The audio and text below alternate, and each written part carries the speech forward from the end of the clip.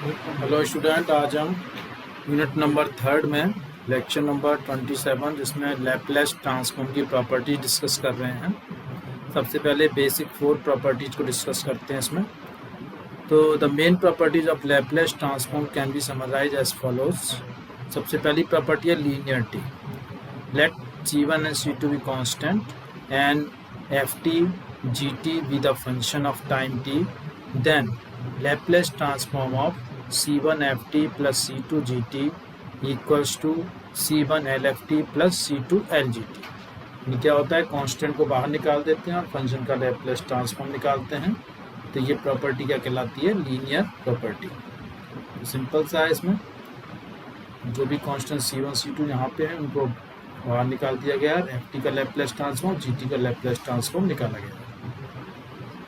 इसके बाद है first shifting theorem. Second property है if L F T equals to F S, यदि कि फंक्शन एफ टी का लैपलेस ट्रांसफॉर्म एफ एस के इक्वल है, क्योंकि इसमें एफ टी फंक्शन किस में कन्वर्ट हो जाता है?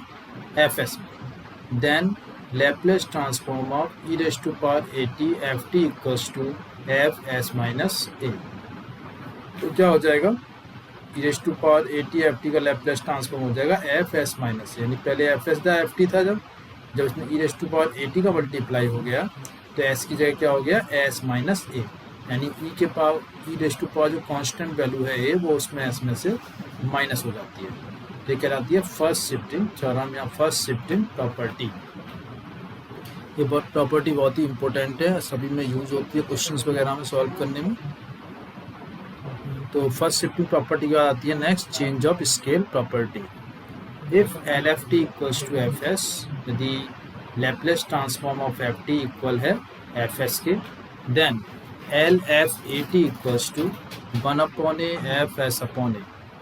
इसे फ्रीक्वेंसी स्केलिंग भी कहा जाता है। इसमें क्या है कि जब फंक्शन एफ टी है तो उसका लैपलेस ट्रांसफॉर्म एफ एस है। यदि वेरिएबल टी को ए से स्केल यानी इससे बढ़ा दिया जाए, ए से मल्टीप्लाई कर दिया जाए, तो वो स्केलिंग कहलाती है। एफ ए टी का लैपलेस जो ट्रांसफॉर्म होता है उसमें 1 upon A F S upon A, S के अपॉन ए हो जाता है, मल्टीप्लाई बाई 1 अपॉन ए हो जाता है। अब मान लो ऐसा है कि यहाँ पे ए का मल्टीप्लाई ना होकर उसे डिवाइड हो रहा है, ये भी एक तरह से मल्टीप्लाई कह सकते हैं, बिकॉज 1 अपॉन ए से मल्टीप्लाई हो रहा है टी का। तो उस कंडीशन में कह सकते हैं 1 अपॉन ए, तो ए ऊपर आ जाता है इसमें, A F A S. 1 upon A का और उल्टा हो जाएगा reciprocal, 1 upon A upon 1 upon A हो जाएगा इसमें।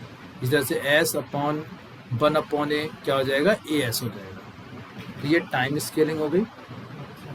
इस तरह से जो चेंज ऑफ स्केल प्रॉपर्टी में क्या होता है कि टाइम जैसे टी था, यानी अगर 1 सेकेंड था वो डबल हो गया, 2 सेकेंड हो गया, 3 सेकेंड हो गया। इस तरह से टाइम की स्केलिंग हो रही है, इसमें बढ़ रहा है टाइम। तो उसके अकॉर्डिंग यहाँ पे उसका जो रिजल्ट होता है उसमें इस तरह से मिलता है 1 upon A F S upon A. और इसमें क्या हो रहा है? कम हो रहा है टाइम, जैसे टी अपॉन ए, जैसे टी अपॉन 3, टी अपॉन 4 इस तरह बढ़ता है। तो उस कंडीशन में आता है ए एफ ए एस। तो इस वाली प्रॉपर्टी को क्या कहते हैं? Change of scale property. Next है टाइम शिफ्टिंग, जिसे सेकंड शिफ्टिंग प्रॉपर्टी है, सेकंड शिफ्टिंग थ्योरम भी कहा जाता है। इसके according if L F T equals to F S, यदि Laplace transform of F T F S के इक्वल है, then the Laplace transform of F T after the delay time capital T is equal to product of Laplace transform of F T and E raise to power minus s t. यानी यदि किसी function F T का Laplace transform capital F S के equal है और हम निकालना चाहते हैं कि इसमें जो टाइम टी है उसमें डिले हो रहा है कैपिटल टी टाइम का, यानी इसमें माइनस टी कर देते हैं, टी माइनस टी। जब भी यू टी माइनस टी को लिखा जाता है, इसका मतलब क्या है कि इसमें हम यूनिट स्टेप फंक्शन यूज़ कर रहे हैं। तो f t minus t multiply u t minus t किसके इक्वल होता है? E raise to power minus s t F S के। जो फंक्शन होता है जनरली इसी फॉर्म में दे रखा होता है कि जब टी की value greater than equals to 1 है और लेस देन इक्वल्स टू 1 है, लेस देन इक्वल्स टू 3 जो भी वैल्यू है उसके अकॉर्डिंग उससे बड़ी और छोटी है, इस तरह से दे रखा होता है। तो टी इसमें जो वैल्यू होती है, तो T greater than equals to capital T और T less than equals to T. जब टी की value less than equals to T होती है उसका कंडीशन जीरो होती है इसकी value, greater than equals to T होती है उसका कंडीशन कोई फंक्शन होता है। तो इसको हम लिखते हैं F t minus t multiply u t minus T. जैसे हम यूनिट स्टेप फंक्शन पढ़ेंगे तब क्लियर इसमें होगा इसका। तो you t minus T denote the unit step function. तो ये प्रॉपर्टी कहलाती है टाइम शिफ्टिंग या सेकंड शिफ्टिंग प्रॉपर्टी या सेकंड शिफ्टिंग थ्योरम भी कहते हैं। इस तरह से 4 बेसिक प्रॉपर्टीज हैं हमारे पास अभी है। अभी और भी डिस्कस करेंगे एडवांस प्रॉपर्टी, लेकिन बेसिक प्रॉपर्टीज हैं लीनियरिटी यानी लीनियर प्रॉपर्टी जिसमें C1 C2 कांस्टेंट है, FT GT दो फंक्शन है टाइम टी के। तो L C1 FT plus C2 GT equals to C1 LFT plus C2 LGT होता है। फर्स्ट शिफ्टिंग थ्योरम के according if LFT equals to FS है देन FT में e⁻at का मल्टीप्लाई करें उसका लैप्लेस ट्रांसफॉर्म निकालें तो वो FS माइनस ए के इक्वल आता है। चेंज ऑफ स्केल प्रॉपर्टी में यदि LFT इक्वल्स टू FS है देन LFAT यानी टी में इसे मल्टीप्लाई कर दें किसी कांस्टेंट वैल्यू से, उसकी वैल्यू 1/AF S/A होती है। इसे फ्रीक्वेंसी स्केलिंग भी कहा जाता है। और यदि टी में ए से डिवाइड कर देते हैं, टी को ए से डिवाइड करते हैं तो AF AS हो जाता है। इसे हम टाइम स्केलिंग कहते हैं। अब टाइम शिफ्टिंग या second shifting property if LFT equals to FS यदि Laplace transform of FT FS के इक्वल है then the Laplace transform of FT after the delay of time capital T is equals to product of Laplace transform of FT and e⁻−st। तो इस तरह से time delay time t है तो LFT minus T U t minus T की value equal होती है e⁻−st FS के। ये कहलाती है यहाँ पे you t minus T denote the unit step function. तो इस तरह से ये टाइम साइकिल शिफ्टिंग प्रॉपर्टी कहलाती है। अब इसके कुछ एग्जांपल डिस्कस करते हैं। जैसे हमें लैप्लेस ट्रांसफॉर्म निकालना है e⁻at साइन बीटी का। तो सबसे पहले we know that sine b t का लैप्लेस ट्रांसफॉर्म में स्टार्टिंग में फंक्शन पढ़े थे, उसमें क्या होता है b/s² प्लस b²। यानी यहाँ पे साइन 80 था वहाँ पे तो a/s² प्लस a² था, यहाँ पे साइन बीटी है इसलिए क्या होगा b/s² प्लस b²। हम निकालेंगे Laplace transform of e⁻at sine b t यानी साइन बीटी में मल्टीप्लाई किया है हमने e⁻at का। तो यहाँ पे क्या आ जाएगा fs माइनस ए, तो b/s माइनस ए का whole square plus b² using the property first shifting property. ये देखो LFT FS के इक्वल है तो L e⁻at FS FT FS minus A के इक्वल होता है। इसमें हमने लैप्लेस ट्रांसफॉर्म ऑफ FT निकाला पहले, साइन बीटी का लैप्लेस ट्रांसफॉर्म ये आ गया b/s² प्लस b² यानी FS हो गया ये। अब इसमें e⁻at से मल्टीप्लाई कर देते हैं साइन बीटी में तो FS में s माइनस ए हो जाएगा यानी कि b/s माइनस ए का होल स्क्वायर प्लस b²। तो इस तरह से फर्स्ट शिफ्टिंग प्रॉपर्टी को यूज किया जाता है। और एक और एग्जांपल देखते हैं इसका। Find the Laplace transform of FT equals to e⁻2t sin 3t। सबसे पहले अभी हमने जो यूज़ की थी first shifting property e⁻at sin bt का लैप्लेस क्या होता है b/s माइनस ए का होल स्क्वायर प्लस b²। इसे आप डायरेक्ट यूज ना करके ऐसे भी कर सकते हैं। पहले sin 3t का लैप्लेस निकाला हमने जो इक्वल होगा 3/s² प्लस 9 के, और जब इसमें e⁻2t से मल्टीप्लाई करेंगे तो क्या आ जाएगा 3/s माइनस 2 का होल स्क्वायर प्लस 3 का स्क्वायर यानी 9 हो जाएगा। तो इसमें ए की जगह यहाँ पे डायरेक्ट 2 पुट कर दिया, बी की जगह 3 पुट कर दिया, तो डायरेक्ट भी इसको हम लिख सकते हैं।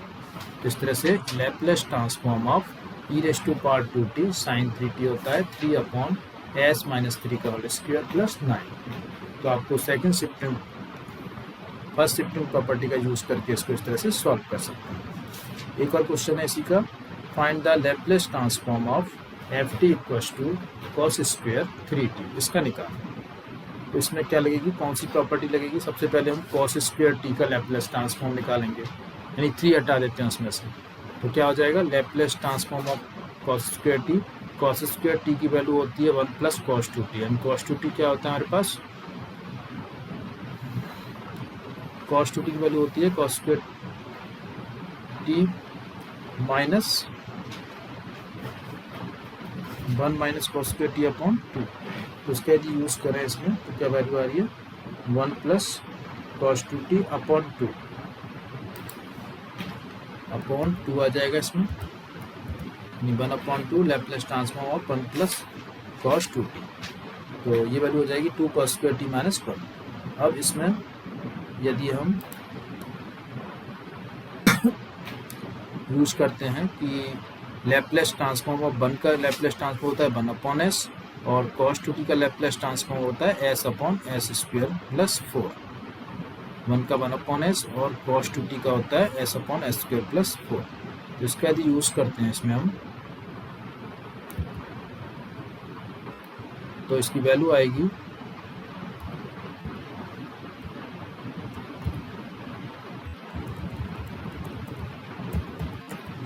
यदि सिंप्लीफाई करते हैं इसको तो वैल्यू क्या आ जाएगी इसकी s स्क्वायर प्लस 2 और upon s into S square plus 4।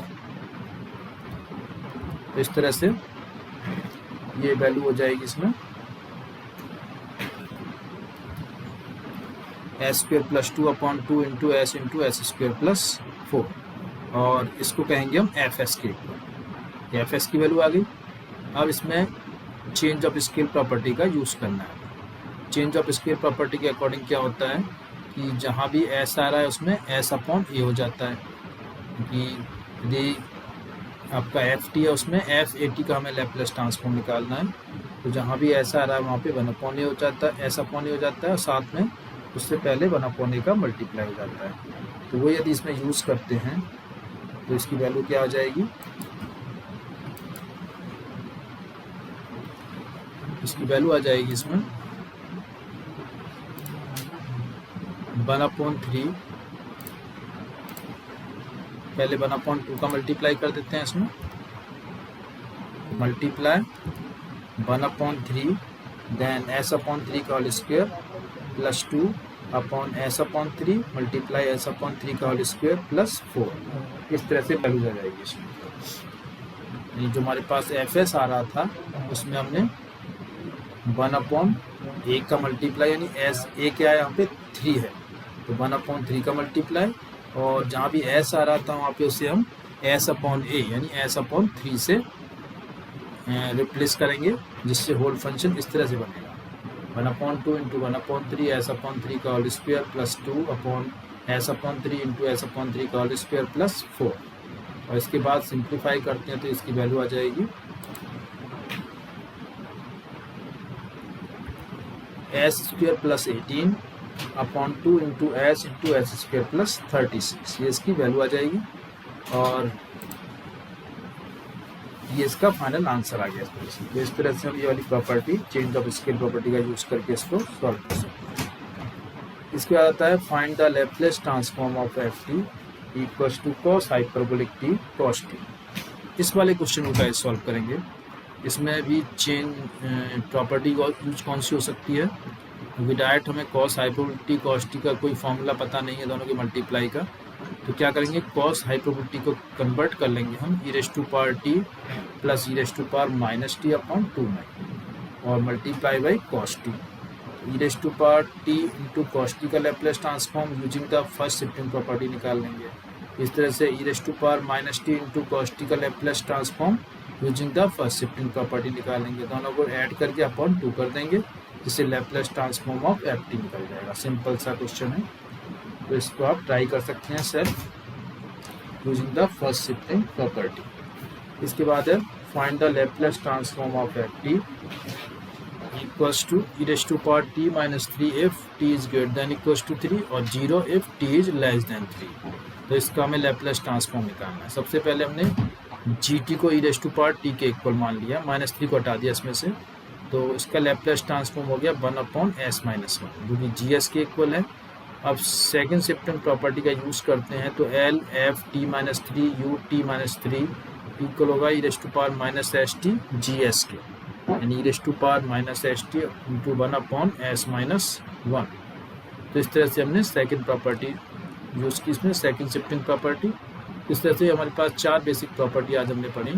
First property थी लीनियर प्रॉपर्टी, सिंपल कांस्टेंट को अलग कर देते हैं और फंक्शन का लैप्लेस ट्रांसफॉर्म निकाल देते हैं। C1 C2 अलग कर दिए और FT और GT का लैप्लेस ट्रांसफॉर्म निकाल दिया। फर्स्ट शिफ्टिंग प्रॉपर्टी, यदि हमें FT का लैप्लेस ट्रांसफॉर्म पता है तो e⁻8 इंटू FT का लैप्लेस ट्रांसफॉर्म क्या हो जाएगा, FS माइनस ए।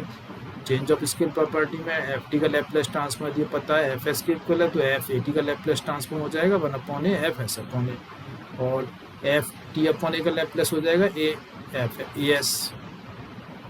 टाइम शिफ्टिंग प्रॉपर्टी या सेकंड शिफ्टिंग प्रॉपर्टी क्या होती है, लैप्लेस ट्रांसफॉर्म ऑफ FT यदि FS के इक्वल है तो Laplace transform of FT minus T UT minus T equal होता है e⁻⁻ FS की। तो ये 4 बेसिक प्रॉपर्टीज़ हैं। आगे की प्रॉपर्टी भी पढ़ेंगे इसमें हम 4 प्रॉपर्टी के अलावा 5th प्रॉपर्टी से, और इन बेसिक प्रॉपर्टी का यूज हम मेनली छोटे छोटे क्वेश्चन सॉल्व करने में लेते हैं। आगे बड़ी प्रॉपर्टी भी आएंगी इन्हें सॉल्व करने के लिए, उनमें हम अदर प्रॉपर्टी यूज़ करेंगे। तो इस तरह से इस लेक्चर में इतना ही। आगे नेक्स्ट लेक्चर में इसकी अदर प्रॉपर्टी डिस्कस करेंगे कि अदर प्रॉपर्टी कौन सी होती हैं। Thank you.